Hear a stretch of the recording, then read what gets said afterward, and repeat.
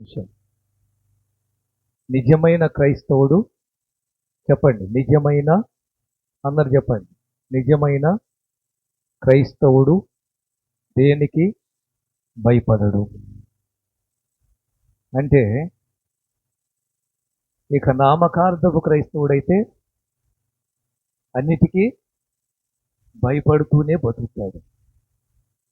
నిజంగా నువ్వు మంచి క్రైస్తవుడు అయితే, నిజంగా నువ్వు ఆత్మీయుడు అయితే, నిజంగా నువ్వు భక్తిపరుడు అయితే, నిజంగా నువ్వు యథార్థవంతుడు అయితే, నిజంగా నువ్వు ప్రార్థనాపరుడు అయితే, నిజంగా నువ్వు విశ్వాసి అయితే దేనికి భయపడే అవకాశం ఉండదు. ఈరోజు ఈ అంశాన్ని విని తీరాల్సిందే. నువ్వు దేనికి భయపడుతున్నావో, దేనికి నువ్వు అధైర్యపడుతున్నావో, భయపడుట అంటే అర్థమైంది. భయపడుట అంటే ధైర్యంగా లేకపోవటం. భయపడటం అంటే ధైర్యం లేదు నీ దగ్గర, నిబ్బరం లేదు నీ దగ్గర, అందుకని నువ్వు భయపడుతున్నావు. భయం లేని వాడు ఎలా ఉంటాడు? ధైర్యంగా నిబ్బరంగా ఉంటాడు. ఇప్పుడు చదవండి. ఆమోసు గ్రంథం 3:8 కొంచెం త్వరగా నాకు చదివి సహాయం చేస్తే.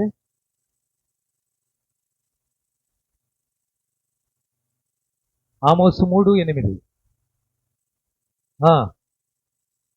చూసావా? అండర్లైన్ చేసుకోండి. భయపడును వాడెవడు. భయపడుట అనేది అండర్లైన్ చేసుకోండి. సింహము గర్జించినప్పుడు ఎవడు భయపడకుండా ఉంటాడు? సింహము గాండ్రించినప్పుడు ఎవడు భయపడకుండా ఉంటాడు? దాని యొక్క ధ్వని వినగానే, స్వరము వినగానే గడ ఊనుకు ఊడుతుంది. ప్రకటన గ్రంథం 15:3-4. ప్రకటన గ్రంథము ప్రభువా 15:3-4.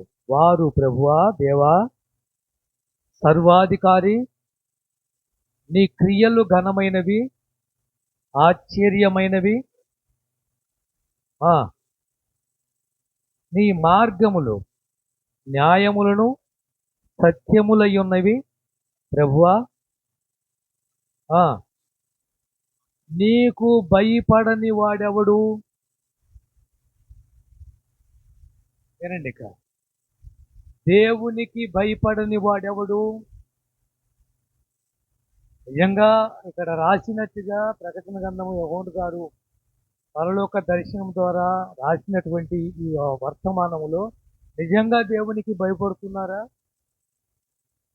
యెహోవాకు భయపడని వాడెవడో?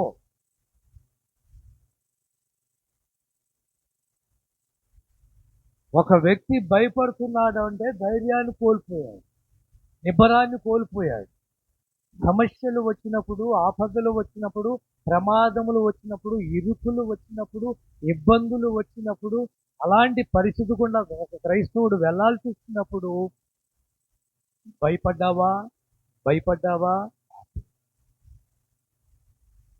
కొన్ని మూలవాక్యాలు మీకు చూపిస్తాను. కీర్తనలు 3:6. కీర్తనలు 3:6. చదవండి, బైబిల్ తీసుకోండి. 10,000 మంది దండెత్తి నా మీదికి వచ్చిన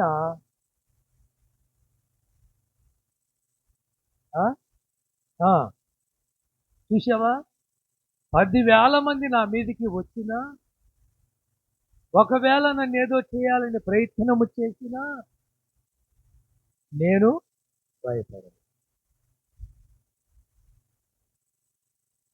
ఇంకొక మాట 27 కీర్తనలు 3. నాతో యుద్ధము చేయుటకు దండు దిగినను నా హృదయము భయపడదు. ఇది దావీదు గారు. 10,000 మంది వచ్చి నా దగ్గర ఒకవేళ నన్ను పాడు చేయాలని ప్రయత్నం చేసినా భయపడను. ఇప్పుడు ఏమంటున్నాడు? యుద్ధము చేయుటకు దండు దిగినను అసలు భయపడే ప్రసక్తే లేదు. 23 కీర్తన మీరు చదివే ఉంటారు, కంఠస్థ వాక్యం అది. దాంట్లో ఒక మాట చెప్పండి, భయపడిన మాట చూడకుండా. దాని పైన ఇంకొకటి ఉంటుంది. అది ఏంటి? గాఢాంధకారపు లోయలలో నేను సంచరించినను ఏ అపాయమునకు భయపడి. ఇది నిజమైన క్రైస్తవుడు ఉండే లక్షణం.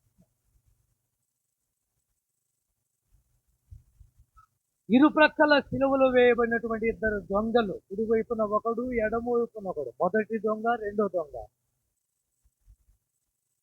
మొదటి వాడు ఏమన్నా అంటే, నువ్వు క్రీస్తు కదా, నిన్ను నువ్వు రక్షించుకొని మమ్మల్ని రక్షి. రెండో వాడు ఏమన్నాడు? వాడిని గద్దించి, ఉన్నావు గనుక దేవునికి భయపడవా? భయపడాల్సింది ఎవరికి చెప్పండి? భయపడాల్సింది ఎవరికి భయపడాలి మనం? ఒక నిజమైన క్రైస్తవుడు భయపడాల్సింది ఎవరికంటే మనుషులకు కాదు. అందుకే యేసు ప్రభు కొండ మీద ప్రసంగం చేస్తూ మత్తయి వార్త అనుకుంటా, అది అధ్యాయం ఎక్కడ, 10వ అధ్యాయమా? ఒకసారి నేను తీసి చూపిస్తాను. దేహాన్ని చంపే వారికి భయపడక అని రాయబడి. ఎక్కడ చూడండి ఒకసారి. ఎన్నో అధ్యాయం? 10వ అధ్యాయం 28వ వచనం. మరియు ఆత్మను చంపనేరక దేహాన్ని చంపేవారికి భయపడొద్దు కానీ ఆత్మను దేహాన్ని భయపడాలి. ఎవరికి భయపడాలి? దేవునికి భయపడాలి. ఎందుకు భయపడాలి? ఈ దేహము ఈ ఆత్మను తీసుకెళ్ళి నరకములో పడేసేవారు దేవుడు. మనం ఎవరికి భయపడుతున్నాము? ఈ దేహాన్ని చంపే వారికి భయపడుతున్నాం. మన ప్రాణాలు తీస్తారు అంటే భయపడుతున్నాం. మన మీద చేతపడేదన్నా చేశారు అంటే భయపడుతున్నాం. చిల్లంగి, కుదరశక్తి, మంత్రశక్తి, బాణామతి లాంటివి ఏదైనా ప్రయోగాలు చేశారు అంటే నాకేదో చేశారండి, నాకేదో అయిపోతుందని భయపడుతుంది. ఏనండి? దావీదు అన్నట్టుగా 10,000 మంది వచ్చినను, శత్రువులు కత్తులు పట్టుకొని వచ్చినను, గాఢాంధకారపు లోయలు నేను సంచరించినను, దేనికి నేను? సిలువలో దొంగ రెండో దొంగ అంటున్నాడు, ఇప్పుడైనా భయపడరా? ఇప్పుడు దాకా భయం లేకుండా తిరిగారు. అయిపోయింది మన పనిక, ఆవబోతున్నాం. చచ్చిపోయే ముందైన దేవునికి భయపడచ్చు. 3 మాటలు గుప్తంగా మాట్లాడతాను. ఆగిపోదు నా పాట గమ్యము చేరేదాకా, ఆగిపోదు నా పాట సాగుతుంది ప్రతి పూట, నా పరుగు ముగిసేదాకా సాగుతుంది ప్రతి పూట, నా పరుగు ముగిసేదాకా ఆగిపోదు నా పాట. ఆమేన్. 3 మాటలు. ఒక నిజమైన క్రైస్తవుడు దేనికి భయపడడు అని ఎందుకు చెప్పాను అంటే, ఈ అంశాన్ని, ఈ పాఠాన్ని, ఆ నిజమైన క్రైస్తవుడు ఎందుకు భయపడడు అంటే దేవుని మీద వానికి నమ్మకం ఉంది. అది మొదటి మాట గుర్తుపెట్టుకోండి, బాగా అర్థం చేసుకోవాలి మీరు, దయచేసుకోనండి. ఎందుకని ఒక నిజమైన క్రైస్తవుడు, ఒక నిజమైన ఆత్మీయుడు, ఒక నిజమైన భక్తిపరుడు, ఒక నిజమైన ప్రార్థనాపరుడు, ఒక నిజమైన విశ్వాసం కలిగిన వాడు భయపడడు అంటే అర్థం ఏమిటంటే, వాడు దేవుణ్ణి నమ్మాడు, ఆవిడ దేవుని నమ్ముకుంది, అతను దేవుని మీద నమ్మకం ఉంచాడు కాబట్టి భయపడడు. ఎందుకు భయపడ్డు? ఇప్పుడు చెప్పండి, ఎందుకు భయపడడు? చెప్పండి తల్లి, ఎందుకు భయపడ్డు? తల పైకి ఎత్తమ్మా. ఎందుకు భయపడ్డు? దేవుని మీద ఏముంది? నిన్నేనే నమ్ముకున్నాను, నీ వంటి వారు ఎవరయ్యా? నిన్నేనే నమ్ముకున్నాను, నీలాంటి అద్భుతం చేయుమయా నా జీవితములో, నిన్నేనే నమ్మియున్నానేసయ్యా. అందరూ అద్భుతం చేయుమయానా నిన్నేనే నిన్నేనే నమ్ముకున్నాను నీ వంటి నిన్నేనే నీలాంటి మెయిన్ ఎందుకు ఒక వ్యక్తి క్రైస్తవుడు భయపడడు అంటే, ఒక ఆత్మీయుడు భయపడడు అంటే, ఒక పరిశుద్ధుడు భయపడడు అంటే, ఒక ప్రార్థనా పరుడు భయము లేకుండా ఉంటున్నాడు అంటే అతను దేవుణ్ణి నమ్మాడు. కీర్తనలు 56వ కీర్తన 4వ వచనం. ఇంకా జాగ్రత్తగా విందాము, నేను ఒక 15 నిమిషాలను ముగిస్తాను. 56వ కీర్తన 4వ వచనం. దేవుణ్ణి బట్టి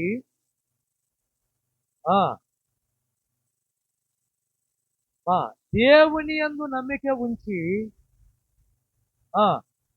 ఆమేన్ హల్లెలూయా. ఎవరి యందు నమ్మిక ఉంచాడు? నేను నమ్మింది మనుషుల్ని కాదు, నేను నమ్ముకుంది స్నేహితుల్ని కాదు, నేను నమ్ముకుంది బంధువుల్ని కాదు, నేను నమ్ముకుంది అయిన వారిని కాదు, నేను నమ్మింది ఎవరనంటే దేవుణ్ణి. దేవునికి స్తోత్రం హల్లెలూయా. నేను దేవుణ్ణి మీద నమ్మకం ఉంచాను కాబట్టి దేనికి భయపడను. ఇదే అధ్యాయం 11వ వచనం కూడా చదువు. 11వ వచనం కూడా. ఆమేన్. ఏం చేయగలరు? వాడు చేతబడి చేస్తే మనకేమవుతుంది? వాడు ఏదో సుదర శక్తులు మంత్రశక్తులు పెట్టి మనల్ని ఏదో మన కుటుంబాన్ని నాశనం చేయాలని ప్రయత్నం చేస్తే వాడి వల్ల ఏమవుతుంది? మన కుటుంబాన్ని పాడు చేయాలని ప్రయత్నం చేస్తున్న వాడి వల్ల ఏమవుతుంది? 11వ వచనం మళ్ళా చదవండి. నేను దేవుని యందు నమ్మిక ఉంచి ఉన్నాను, నేను భయపడను. నరులు నన్నేం చేస్తారు? మనుషులు మనల్ని ఏం చేయగలరండి పాడు చేయాలంటే? పాడు చేయాలని అనుకుంటే దేవుడు తప్ప మనుషుల వల్ల కానే కాదు.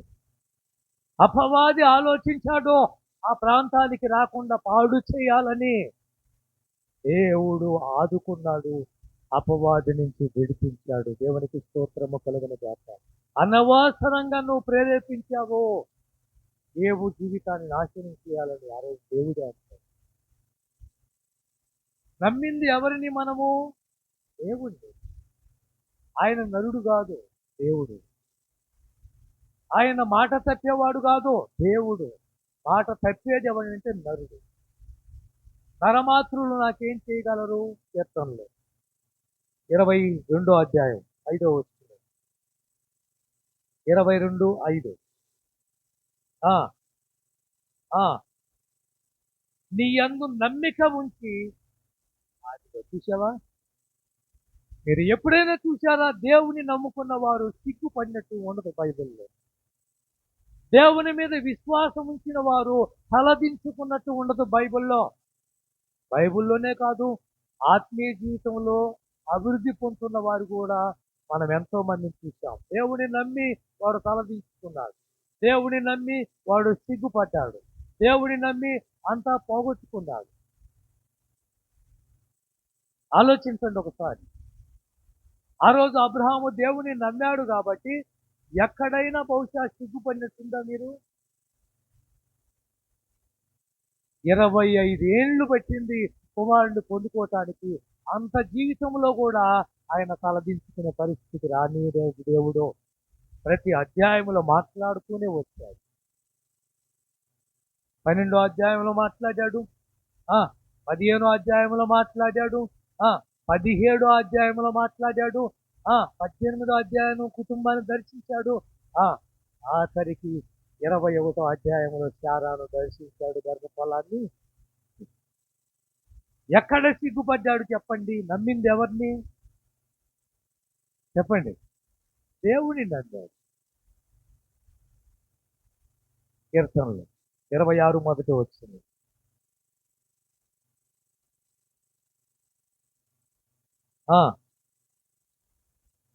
ప్రవర్తించుచున్నాను.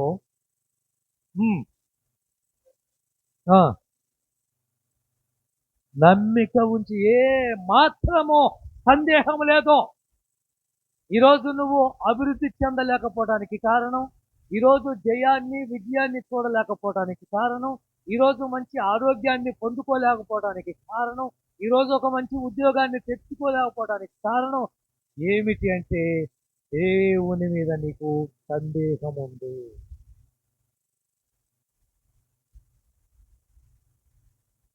దేవుని మీద నీకు నమ్మకం లేదు, అనుమానం ఉంది. ఇంకా పేతురు ఎందుకు సందేహపడ్డావు? ఎక్కడ ఎక్కడ అడుగుతారు చెప్పండి? సముద్రములో.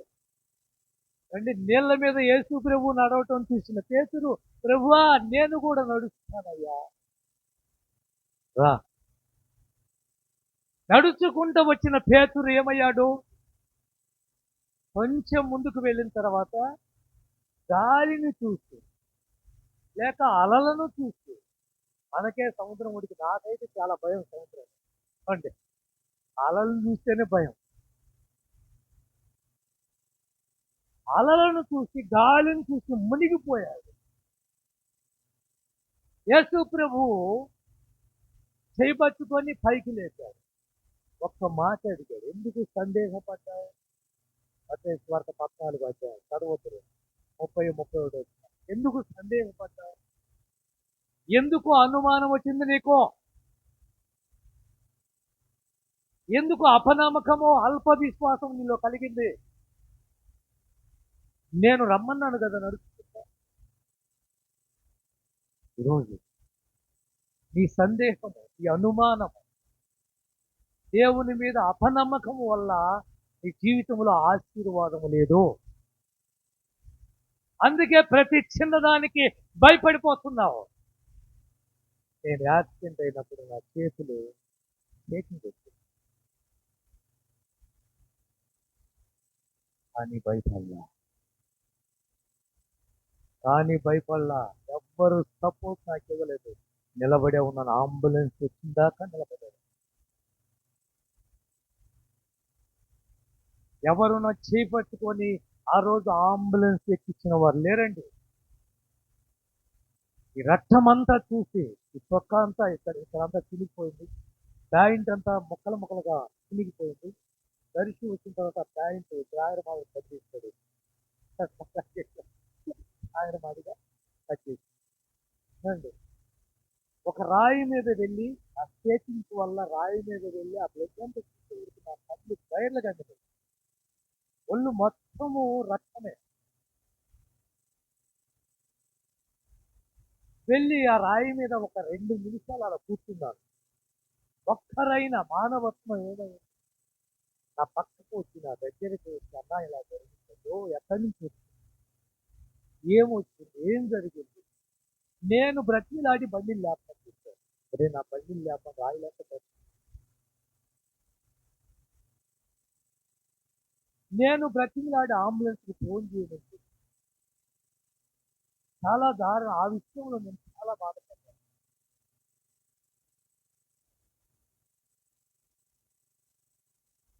కానీ భయపడలా. దేవునికి స్తోత్రము కలుగునుగా. హల్లెలూయా. నా కూతురు నా పక్కన, నా అల్లుడు నా పక్కన ఉన్నాడు. నా కళ్ళల్లో వాళ్ళు దయాదించారు. ఇక్కడికి వచ్చినాక నా పిల్లలు చూశారు, వాళ్ళని అడగండి, నేను భయపడినట్టు. కారణం ఏమిటి? నేను దేవుని మీద నమ్మకం ఉంచాను. నమ్మకం ఉంచింది నేను దేవుణ్ణి, నమ్మింది దేవుణ్ణి, ఆరాధిస్తుంది దేవుణ్ణి. కాబట్టి నేను భయపడలేదు. ఏది జరిగినా, సావైనా బ్రతుకైనా.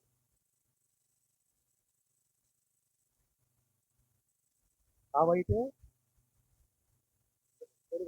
బ్రతుకుడు తీస్తూ, సావైతే బ్రతుకుడ తీస్తూ మీరు చెప్పాలి. సావైతే బ్రతుకుడ తీస్తూ, సావైతే లాభము. అది దానికోసం ఏంటి? చచ్చిపోతే లాభము. ఏమిటి లాభము? ప్రభుతో నేను ఉండబోతున్నాను, ప్రభు దగ్గర నేను ఉండబోతున్నాను, ఆయన రాజ్యం నేను ఉండబోతున్నాను. ఒక నమ్మకం, మనం నమ్మింది దేవుడు. చదవండి. దినవృత్తాంతాల మొదటి దినవృత్తాంతాలు 5వ అధ్యాయం 20వ. నమ్మితే వచ్చే కారణాలు నేను చెప్తున్నాను. నువ్వు నమ్ముతున్నావా? దేవుని నమ్ముతున్నావా? దేవుని నమ్మినట్లయితే నీకు వచ్చే విషయాలు చెప్తున్నావు. లాభం 20:21. 5వ అధ్యాయం మొదటి దినవృత్తాంతాలు 20:21. యుద్ధమందు వారు దేవునికి మొరపెట్టగా, అదిగో నమ్మకం అండర్లైన్ చేసుకోండి, ఆయన మీద వారు నమ్మిక ఉంచినందున వారి మొర ఆలకించెను కనుక హల్లెలూయా.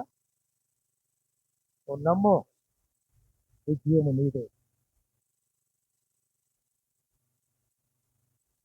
యుద్ధము వచ్చింది, యుద్ధంలో ఓడిపోతామన్న భయము బహుశా ఉందేమో, కానీ ఆ రోజు దేవునికి మొరపెట్టారు. మొరపెట్టినప్పుడు వారు ఆయన నమ్మిక ఉంచారు కాబట్టి వారికి జయము కలిగింది. దేవునికి స్తోత్రము కలుగును గాక. ఈరోజు నువ్వు ఓడిపోతున్నావు, పడిపోతున్నావు, వెనుదిరిగి వెళ్ళిపోతున్నావు. ఎందులో సక్సెస్ లేదు, ఎందులో విజయము లేదు, ఎందులో జయము లేదు. అడుగు ముందుకు వేయలేకపోతున్నావు. కారణం ఏమిటి అంటే దేవుని మీద నమ్మకం లేదు. ఒక మాట, సామెతలు 28:25. సామెతలు 28:25. రేపును యెహోవా యందు నమ్మకం ఉంచువాడు వర్ధిల్లును. ఇప్పుడు తప్పట్లు కొట్టి ప్రభుని స్తుతించండి. హల్లెలూయా.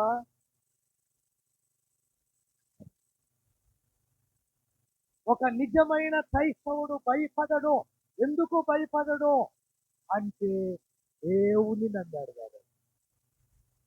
దేవుని నమ్మిన వానికి వచ్చే ఆశీర్వాదం ఏమిటి? ఒకటి విజయము నీదే. ఓడిపోవు నువ్వు. ఓడిపోయిన భయపడవు నువ్వు. నెంబర్ 2, నీ కుటుంబం వర్ధిల్లు. పిల్ల పాపలతో నిన్ను కనపడ పాపలా. యెహోవా యందు భయభక్తులు గలవారు, ఆయన త్రోవలో నడుచు వారందరూ నీ కష్టార్జితమును అడుగు నీకు మేలు. ఇలోగిట నీ భార్య, నీ పిల్లలు బలసిస్తూ ఒలివ మొక్కల వలె. యెహోవా యందు భయభక్తులు కలిగిన వాడు ఇలాగూ సీయోను నుండి యెహోవాను ఆశీర్వదించుగాక అంటూ వారట పిల్లల పిల్లల పిల్లలు. కుటుంబం వర్ధిల్లు. చక్కగా ఉన్న భార్య భర్తలు ఇద్దరు ముగ్గురు అవుతారు, ముగ్గురు నలుగురు అవుతారు, నలుగురు 6 మంది అవుతారు, 6 మంది 10 మంది అవుతారు, 10 మంది యాకోబు సంతానం 70 మంది, 70 మంది 6 లక్షల కానుకల, 6 లక్షల మంది 20 లక్షల మంది అవుతారు. 20 లక్షల మంది ఈరోజు ఒక దేశంలో ఉన్న ఇజ్రాయేలు ఇంత అభివృద్ధి ఎక్కడి నుంచి వచ్చింది? యాకోబు నమ్మింది. సామెతల గ్రంథం 29:25. భయపడుట వలన మనుషులకు ఉరి వచ్చును, యెహోవా యందు నమ్మిక ఉంచేవాడు సురక్షితంగా ఉంటాడు. దేవునికి స్తోత్రం చెప్పండి. హల్లెలూయా. ఎలా ఉంటాడు నమ్మకం ఉంచేవాడు?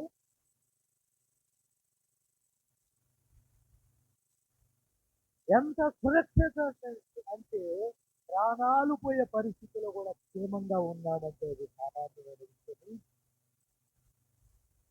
నిజంగా అద్భుతమైన, ఆశ్చర్యమైన, అనారోగ్య స్థితిలో అన్ని రిపోర్ట్స్ వచ్చాయి. ఇక బతకడు అని అన్నారు, కానీ అతడు సురక్షితంగా ఆసుపత్రి అలా విసిరించి ఆ రాత్రికి రాత్రి అస్తమాన్ని బలపడి.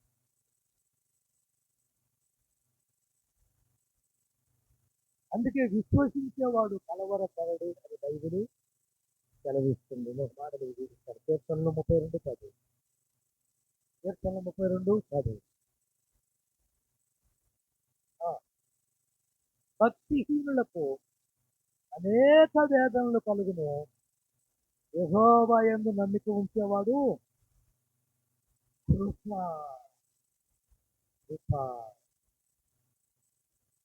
యెహోవా యందు నమ్మిక ఉంచేవాడికి దేవుని కృప ఎల్ల వేళలా తోడై ఉంటుంది. దేవునికి స్తోత్రము కలుగును గాక.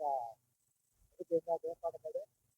బ్రతికి ఉన్నానంటే కృప, నే జీవిస్తున్నానంటే నీ కృప, ఏ యోగ్యత నాలో లేదు, ఎంత భాగ్యము నిత్యావు, పరిశుద్ధత నాలో లేదు, నీ ప్రేమను, ఏ యోగ్యత నాలో లేదు,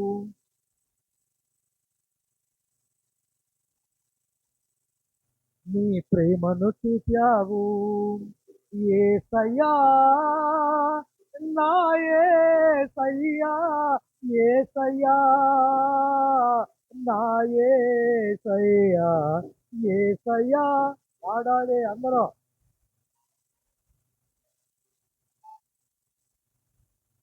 నా యేసయ్యా. తప్పండి. నా జీవితమంతా ప్రయాసలు పడగా, శోధనల సంద్రములో మునిగిపోగా, నాశల తీరం అడుగంటి పోగా, ఆప్యాయత చూపి ఆదరించినావు, నా జీవిత ప్రయాసలు పడగా, శోధనల సంద్రములో మునిగిపోగా, నాశల తీరం అడుగంటి పోగా, ఆప్యాయత చూపి ఆదరించినావు, నీ కృపతోనే నా బ్రతుకు ధన్యమైనది, నీ కృప లేనిదే నేను బ్రతుకలేనయా, నీ కృపతోనే, నీ కృప లేనిదే నేను బ్రతుకలేనయా, బ్రతికి ఉన్నానంటే, నే జీవిస్తున్నానంటే నీ కృప. కృప కృప ఏం చేసింది? ఎవరికి చెప్పాలి? దేవుని మీద నమ్మిక ఉంచగా, దేవుని మీద నమ్మకం ఉంచగా. ప్రాంతంలో ఆ ఊరిని కూడా పనిచేస్తుంది. ఆ ఊరిలో ఉన్న అందరినీ కూడా నరికిపడేది. అయితే ఒక ఇల్లు ప్రార్థించుడు లేదు. ఆ ఇంట్లో 10 మంది ఉన్నారు. వాళ్ళు అనుకున్నారు ఈ రోజుతో మనకది అయిపోయింది. రాత్రికి రాత్రి శత్రువులు వచ్చిపోతారు, ఊళ్ళో ఉన్న వాళ్ళందరినీ చంపేస్తా ఉన్నారు, ప్రతి ఇంటికి వెళ్ళిపోతున్నారు. అయితే ఆ ఇంట్లో అందరూ మోసాలు వచ్చారు. ప్రభువా నీవే ఏదో వచ్చేసి మమ్మల్ని కాపాడు అని ప్రార్థన చేశారు. ఆ ప్రార్థన ప్రతిఫలం ఏంటో తెలుసా? ఆ రాత్రి ఆ ఇల్లు శత్రువులకు కనిపిస్తుంది. కారణం ఏమిటి అంటే ఆ ఇంటిని ఆవరించింది మంచుతో కప్పేసి ఆ ఇల్లు శత్రువులకు కనిపించలే. తెల్లారి చూస్తే ప్రతి ఇంట్లో చచ్చిపోయారు, అందరినీ చంపేశారు. కానీ ఇంట్లో క్షేమంగా ఉన్నారంటే దేవుని కృప వారిని ఆవరించింది. దేవుడికి స్తోత్రం చెప్పండి. హల్లెలూయా. అది కృపకు ఉన్న ప్రత్యేకమైన. నెంబర్ 2, రెండోది, దేనికి మనము భయపడకుండా ఉంటున్నాము అంటే కారణం ఏంటి? ఒకటి, యేసు మీద నమ్మకం. రెండోది, యెహోవా మన పక్షమున ఉన్నారనే ఒక ధైర్యం. మనం ఎందుకు ఒక నిజమైన క్రైస్తవుడు భయపడకుండా ఉంటున్నాడు అంటే, ఒక నిజమైన ఆత్మీయుడు భయపడకుండా బతుకుతున్నా అంటే, ఒక ప్రార్థనా పరుడికి భయం లేకుండా ఉన్నాడు అంటే కారణము దేనికి భయపడటం లేదంటే దేవుడు నా పక్షాన. చదవన మాటలు 118 కీర్తన 6వ వచనం. 118 కీర్తన 6వ వచనం. యెహోవా నా పక్షమున ఉన్నాడు, నేను భయపడను. దేవునికి స్తోత్రం. నరులు నాకేమి. నిజమైన క్రైస్తవుడు భయపడడు అంటే దానికి అర్థము రెండోది ఏంటి తెలుసా? దేవుడు నా పక్షాన, దేవుడు నా పక్షమును నిలబడ్డాడు, నేను ఎవరికి భయపడాలి? దేవుడు ఎప్పుడో మనం విన్నాం ఒక రాజేశ్వరి వాళ్ళు రాజు గారు కవిత జాబులో సాక్షి చేశారు. ఆ జాబులో సాక్షి చూస్తూ ఒక మాట్లాడారు, నేను ఎవరికి భయపడుతుంది మాట మంచి మాట ఎవరికో ఎందుకు భయపడారు, ఏదో రోగం వస్తుందని ఎందుకు భయపడారు. రాత్రి మా అమ్మాయి స్నాన్ చేస్తుంది,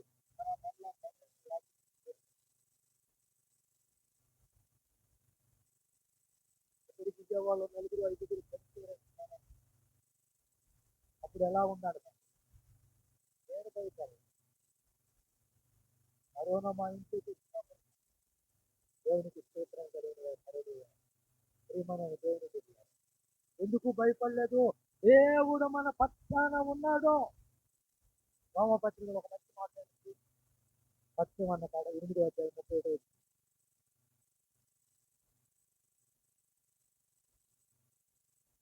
8:31 తొందరగా తీయాలా? ఇట్లా ఉండగా ఏమందము, దేవుడు మన పక్షమున ఉండగా మనకు విరోధముడు ఎవరికి చెప్తే ఏం చేస్తాడు వాడు? వాడి వల్ల ఏమవుతుంది? నీకు విరోధంగా రూపించబడిన ఏ ఆయుధము వర్తిల్లదో, వర్తిల్లటానికి వీల్లేదు. ఏసు నామం కూలిపోయేది.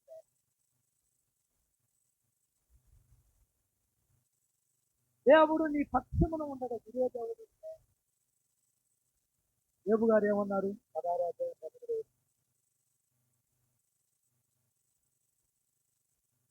16:19 ఇప్పుడు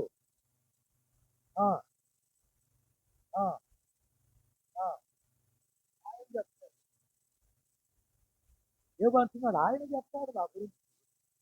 మీరేంటి నా గురించి చెప్పేది? నా పక్షమున ఒక ఆయన ఉన్నాడు, వ్యాఖ్యమాడేవాడు ఉన్నాడు, నా గురించి చెప్పేవాడు ఉన్నాడు. నువ్వు చెప్తే, నువ్వంటే, నువ్వు నిందిస్తే, నువ్వు బాధ పెడితే నేను బాధపడాలి. నేను ఎందుకంటే అప్పటికే స్నేహితులు ఆయన అల్లకున్నారని మాట్లాడు, ఇష్టం వచ్చినట్టుగా మాట్లాడు, వీటిలతో పొడిచినట్టుగా మాట్లాడు. అలా చదువుతాను, అర్థమవుతుంది చదువు. ఇప్పుడు నాకు సాక్షి అయిన వాడు ఎక్కడున్నాడు? నా పక్షమున ఆయన చెప్తాడు, నువ్వు ఎలాంటి వాడు. ఊజు దేశంలో ఏవు అనే ఒక ఆయన ఉన్నాడు, ఎందుకు వచ్చేవరకు అపవాదితో దేవుడే చెప్తాడు. నా భక్తులు ఎలా చూడబోతే యథార్థవంతుడు, న్యాయవంతుడు, నేనంటే భక్తి భయం కలిగిన వాడు, చెడుతనాన్ని ఆశించిన వాడు. అండి ఎన్నిసార్లు సాక్షి చెప్పాడు ఏ గురించి? ఏవు వంటి భక్తిపరుడు లోకంలో చెప్పట్లేదు. దేవునికి చెప్పారు. హల్లెలూయా. చెప్పాడు ఎప్పుడైనా మన గురించి? మాట్లాడాడు ఎప్పుడైనా నీ గురించి, నా గురించి? ఎంత మంచిగా అమ్మా అవుతానా? అలాంటి వాడి మీద నువ్వు వేస్తుంది.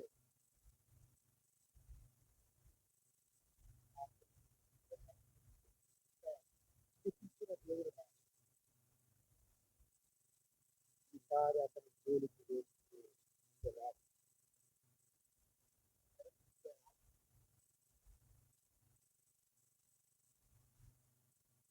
నెక్స్ట్ ఏం జరుగుతుందో తెలియదు. కానీ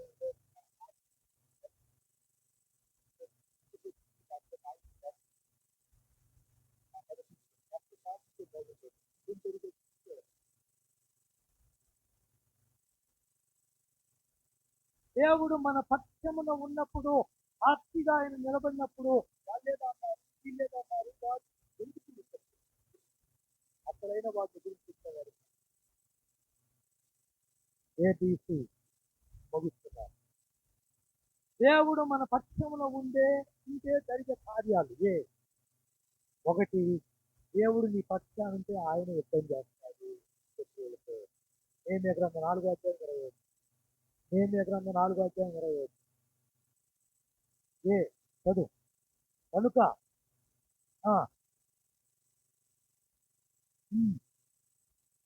రండి. ఏం చేస్తాడు? నువ్వెందుకు గొడవ కొడుతున్నాడు? సాక్షాన్ని ప్రార్థన చేయి. యుద్ధము యెహోవాదే. ఏంది? యుద్ధము యెహోవాదే. యుద్ధము యెహోవాదే.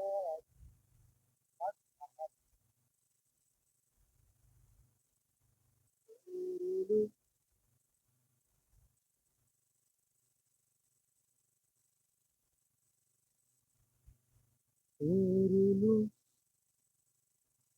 ఏ యుద్ధము చేసేవాడు నీ పక్షాన ఉన్నప్పుడు నువ్వెందుకు వెళ్ళి గొడవ పడాలి, నీకు పోట్లాడాలి? ఆ రోజు దావీదు వెళ్ళి అక్కడ నిలబడ్డాడు. చేసింది దేవుడు యుద్ధము. గొల్యాతును చంపింది ఎవరనుకున్నావు? దావీదు అనుకుంటున్నావా? దావీదు రాయి మాత్రమే ఇచ్చాడు, కొట్టింది దేవుడే.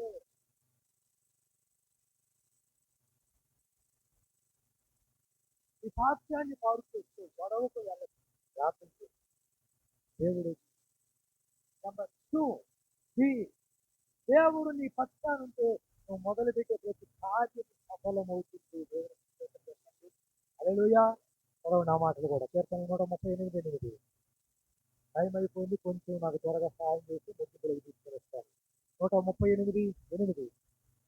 138:8 వచ్చిన యెహోవా నా పక్షమున ఏం చేయను? కార్యము సఫలము చేస్తాడు. వాళ్ళు దేవుడు మన పక్షాన ఉన్నప్పుడు యుద్ధం ఆయన తీసుకుంటాడు. యెహోవా మీరే ఆయనే తీసుకుంటాడు. ఏం కావాలి, ఏం చేయాలి? నెంబర్ 2, ఈ పక్షాన ఆయన ఉన్నప్పుడు ఈ సంవత్సరం 6 నెలలు అయిపోయిన 7 నెలలు వచ్చాయి. ఏది మొదలు పెడుతున్నావో, నీ పరిస్థితులను ఆలోచిస్తున్నావో, ఎలా ఉండాలని నువ్వు ఒకవేళ ఆలోచన కలిగినావో, ఏది కావాలని ప్రార్థన చేస్తున్నావో, యెహోవా నీ ప్రార్థనలకి సఫలము చేయునుగాక. ఈ ఆలోచన యావత్తు యెహోవా సఫలము చేయునుగాక. నీ కోరికను సిద్ధింపజేసి ఈ ఆలోచన యావత్తు యెహోవా సఫలము చేయునుగాక. అదే అబ్రహాం ఆలోచన ఒక మంచి కోడలు కావాలి. అప్పలం చేయాల ఎలియా సరిపోయా అద్భుతమైన రెపుకాడు కోడలుగా తీసుకెట్లా దేవుడు. 8వ అధ్యాయం 3వ వచనం చేస్తాడు. 9:3. రాజ్యమాడి కోర్టుకు వెళ్ళిన న్యాయం దక్కలేదు, పంచాయతీ పెట్టిన పెద్ద మనుషుల్లో న్యాయం జరగలేదు, నీ ఇంట్లో నీ పక్షాన మాట్లాడేవారు లేరు కదా. ఆఖరికి నీ కొడుకు కూతురు కూడా నీ భార్య పక్షానో భర్త పక్షానో నిలబడ్డారు కదా. అయితే ఆయన నీ పక్షాన ఉన్నట్లయితే న్యాయం ఎందుకు జరుగుతుంది? అన్యాయం జరగలేదండో, న్యాయమే జరిగించే దేవుడు. కోర్టుకు వెళ్ళిన న్యాయం జరుగుతూ దేవుడు న్యాయం చేస్తాడు. హల్లెలూయా. నిజమైన క్రైస్తవుడు దేవుడికి ఎప్పుడు మొదటి చెప్పండి, ఎప్పుడు దేవుణ్ణి నమ్మకం దేవుడు దేవుడు మన పక్షాన ఉన్నప్పుడు మన దేవుడికి మూడో మాట ముగింపు. మూడో మాట, ప్రభు మనకు సహాయకుడు కాబట్టి మనం దేవుడికి భయపడాలి. ఎవరు మనకు సహాయకుడు?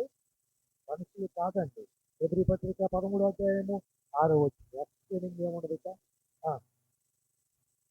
13:6. కాబట్టి ప్రభు నాకు సహాయుడు, నేను భయపడను. ప్రతి మాటలో భయపడను అనే మాట. ప్రభు నాకు సహాయుడు కాబట్టి, ప్రభు నాకు సాకారంగా ఉన్నాడు కాబట్టి, ప్రభు నాకు సహాయం చేస్తాడు కాబట్టి నేను ఎవరికి ఎక్కడ దేనికి భయపడతాడు. వస్తాడు వాళ్ళ మీద వీళ్ళ మీద ఆశలు పెంచుతుంది, ఆశలన్నీ నిరాశ చేస్తుంది. లేదా 125 చెప్పిన మొదటి చెప్పండి చూడకుండా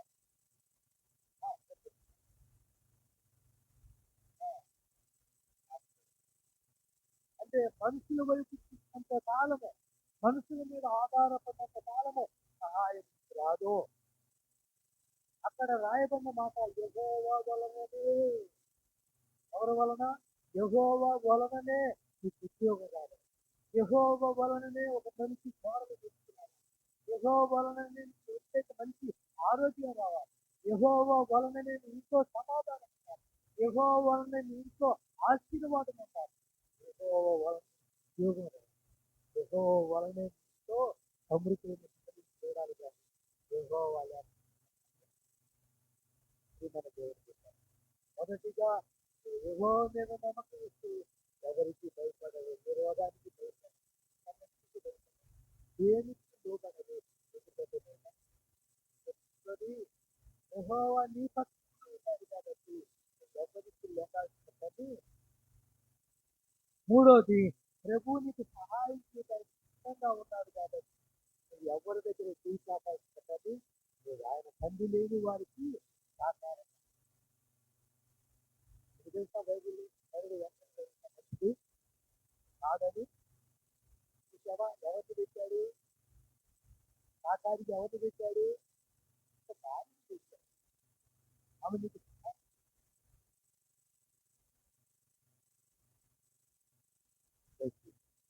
ఈ మధ్యాహ్నం 3 మాటలు ఇంకా నువ్వు భయపడుతున్నట్టు భయపడుతూ వెళ్ళండి. చెప్పండి తల్లి, భయపడుతూ వాళ్ళ మీద వస్తుంది. ఉద్యోగం వస్తుంది కాదు, ఆరోగ్యం వస్తుంది కాదు, వాడు చుట్టూగా మాట్లాడు, వాడు ఏం చేస్తాడు, ఏం చేస్తుందా, నువ్వు భయపడినంత కాలము ఈ 3 విషయాల్లో ఆశీర్వాదం జరుగుతుంది. మీరైతే 3 సార్లు ప్రమాదం.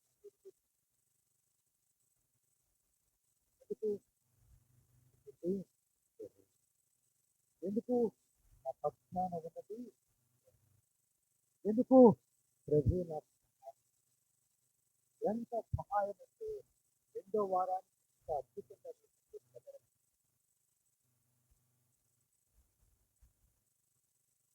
ఇది దేవుడు లేకుండే కానీ దేవుడు చేస్తుండే కానీ నా గొప్పతనము ఒక్క ఎన్నిక ఎరగదు. అందరి ప్రార్థన వల్ల నేను కోలుకున్నాను.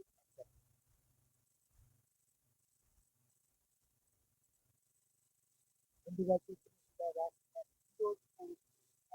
కార్యక్రమాలు అన్ని దేవుడు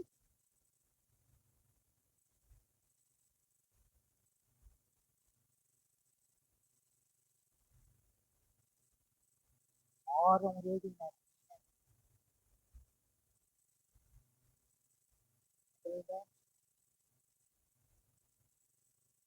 మనం నా దగ్గరికి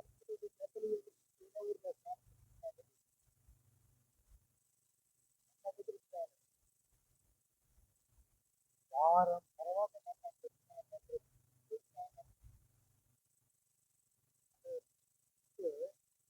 మంచి ఆకారం జీవితం మన జీవితం చాలా ఎంత తక్కువైనదంటే ఆలోచన, ఎంత ఎక్కువైనదంటే మన కంటే ఎవరు అన్నిటికంటే విలువైన వ్యక్తులు మనకు, అన్నిటికంటే తక్కువ కలిగినట్లుగా జీవితం మీద విడతలాంటి జీవితం మీద వెళ్తాం. అప్పుడు ఆర్థికంగా చిక్కిపోతున్న వారు అనారోగ్యంతో బాధపడుతుంది. ఆపదలు అల్లాడిపోతున్నారు. భయపడదు. భర్త వల్ల, భార్య వల్ల, ఇరుగు పొరుగు వారి వల్ల, స్నేహితుల వల్ల, ఉద్యోగాల అధికారుల వల్ల ఒకవేళ మీ మీద ఇబ్బందులు కలిగిస్తూ భయపడదు. ఉద్యోగం భయపడకండి, నీ పక్షాన ఉన్నది దేవుడు. భయపడకండి, సహాయం ఎవరి వల్ల మహాపరిస్థితులైన మాట్లాడిన ప్రతి మాట ఆశ్చర్యకరంగా మాట్లాడారు. మంచి నేలన పడిన విత్తనంగా చేసి